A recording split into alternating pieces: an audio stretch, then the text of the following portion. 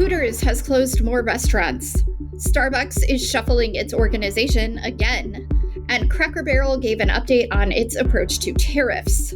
Welcome to Restaurant Daily, your quick daily download of the top stories in the restaurant industry from the editors of Restaurant Business and Nation's Restaurant News.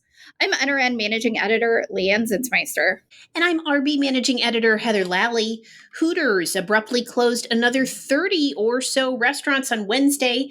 These closures come about 2 months after the chain filed for Chapter 11 bankruptcy protection and about a year after it closed dozens of additional locations. In a statement, Hooters said it is here to stay and is, quote, well positioned to continue supporting the brand under a pure franchise business model. Hooters intends to sell more than 100 company-owned restaurants to a buyers group that consists of current franchisees, and that transaction is expected to close in August. Starbucks is shuffling its organization again. The coffee shop giant announced a series of management and organizational changes late on Wednesday. Mike Grams was promoted to Chief Operating Officer and will now oversee global development and supply chain. Brad Lerman, Chief Legal Officer, is leaving the company. Starbucks also merged its global coffee and sustainability teams, while the company's Chief Technology Officer will now report to the CFO. CEO Brian Nichols said in a system message that, quote, we must move faster amid continued disappointing sales at the Seattle-based chain. Tariffs will likely cost Cracker Barrel Old Country Store $5 million in the fourth quarter. The full-service dining company, which includes a retail store component, said it is negotiating with vendors in China and domestic vendors who source from China, quote, to mitigate the tariff impacts. CEO Julie Massino said. The company is also looking to alternate sources of retail products and wants to reduce stock keeping units and cut back on seasonal promotions. Massino called the situation, quote, dynamic. McDonald's is launching a S'mores McFlurry beginning June 10th for a limited time.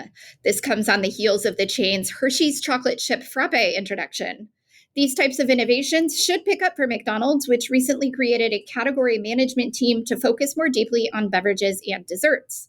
McDonald's said that team, along with beef and chicken teams, was created to gain share amid a competitive quick service category in which more specialists are emerging and growing.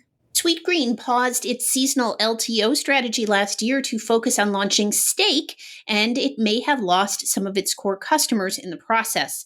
Now the chain is shifting back to a seasonal menu strategy, starting with its recently announced partnership with Cote.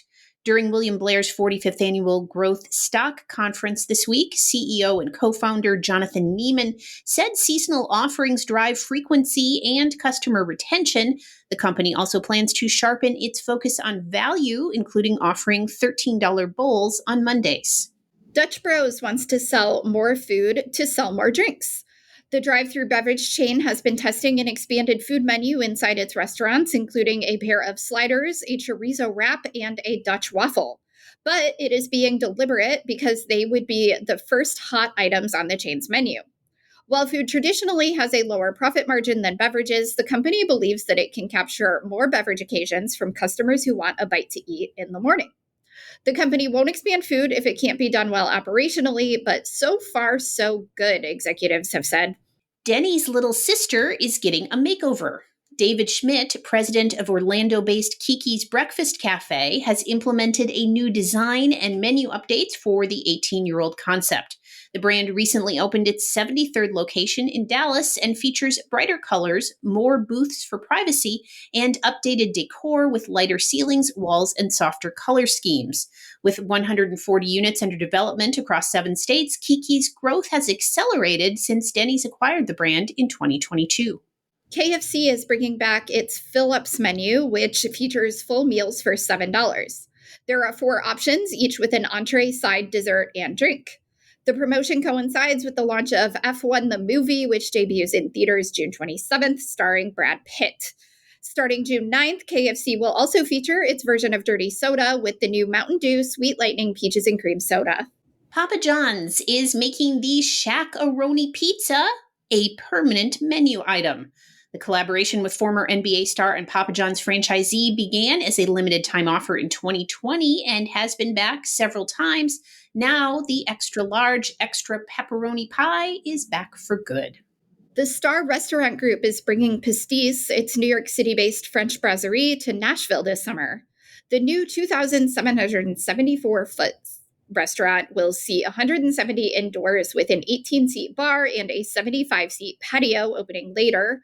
Founded by Keith McNally in 1999, Pastis will maintain signature design elements in Nashville, including the curved zinc bar, red banquettes, and white subway tile.